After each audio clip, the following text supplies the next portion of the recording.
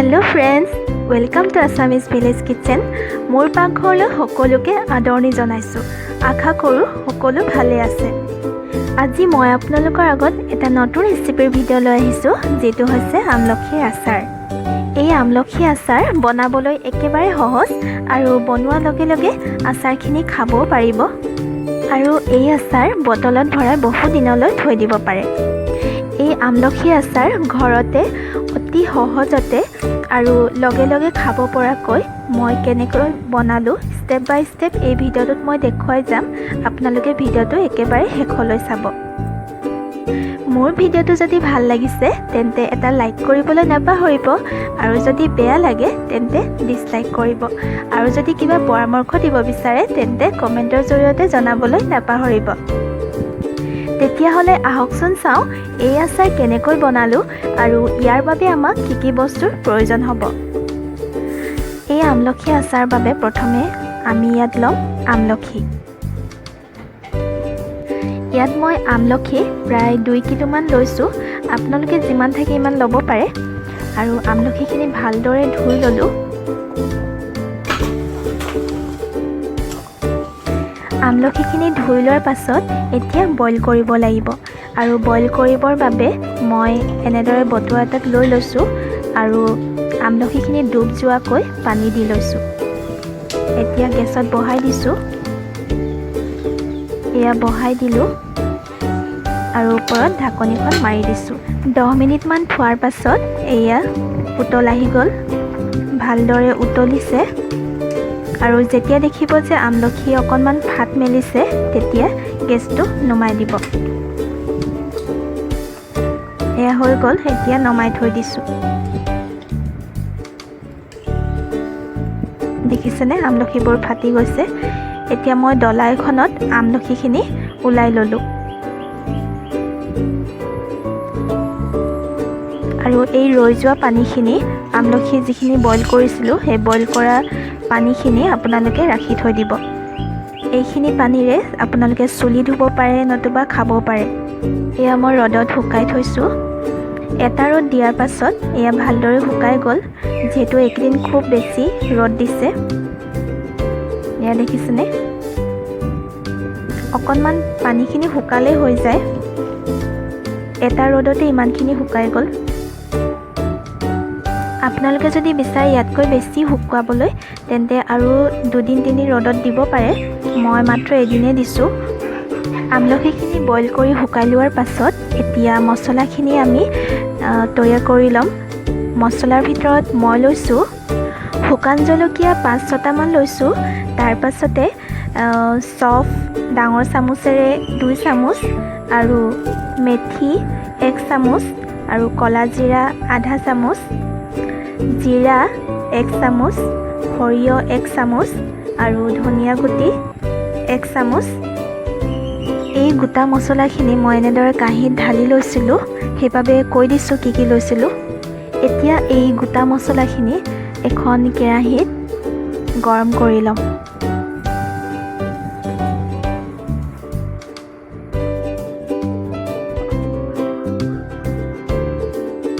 মছলাখিনি বহুত সময় ভাজিব নালাগে, মাত্ৰ 2 মিনিট সময় বা ভাজিলে হৈ গ'ল। অকণমান ইয়াৰ কেঁচা গোন্ধটো যাব লাগে আৰু গৰম হ'লে হৈ যায়। এয়া 3 মিনিটৰ পাছত নমাই থৈ দিলোঁ।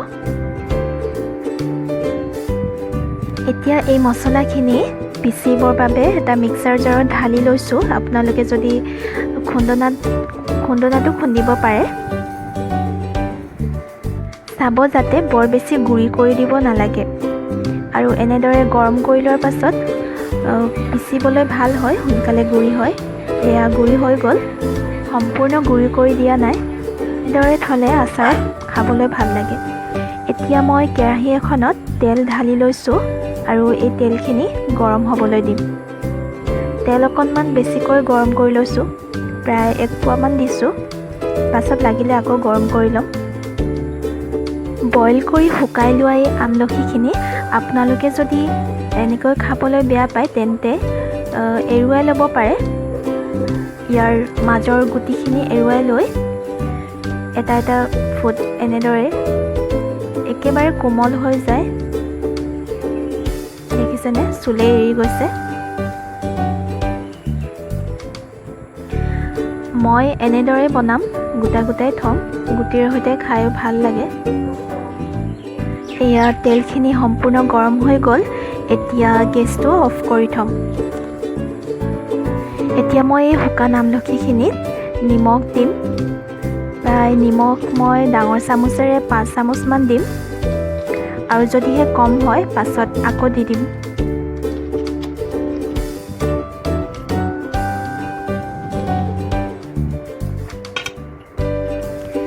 ইয়াৰ পাছত হালধি ডাঙৰ চামুচেৰে আধা চামুচমান দিছোঁ।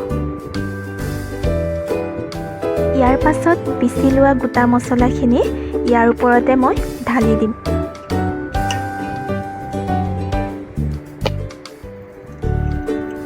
আটাইখিনি ঢালি লৈছোঁ। ইয়াৰ পাছত মই পুৰণা ভোট জলকীয়া আচাৰ 1 চামুচ দি দিম। এইখিনি প্ৰায় 1 বছৰমান পুৰণা হয়। আপোনালোকৰ এইটো সম্পূৰ্ণ অপশ্যনেল হয়, আপোনালোকে নিদিব পাৰে। ইয়াৰ সলনি গুড়ি জলকীয়া দিব পাৰে। টেঙাত যিহেতু জাল বেছি দিলে ভাল লাগে, সেয়ে মই বি জলকীয়া আচাৰ দি দিছোঁ আৰু ভালদৰে মিক্স কৰি লৈছোঁ।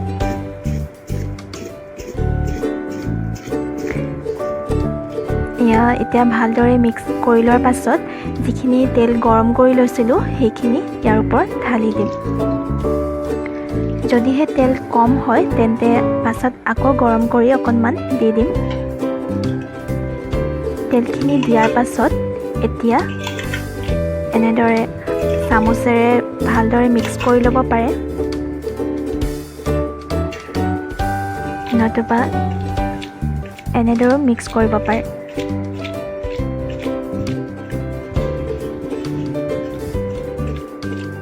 এইখিনি সময়ত যদি আপোনালোকৰ তেল কম হয় যেন লাগিছে তেন্তে কেৰাহীখনত তেল পুনৰবাৰ আগত দেখুৱাৰ দৰে গৰম কৰি ল'ব আৰু ইয়াৰ ওপৰত ঢালি দিব।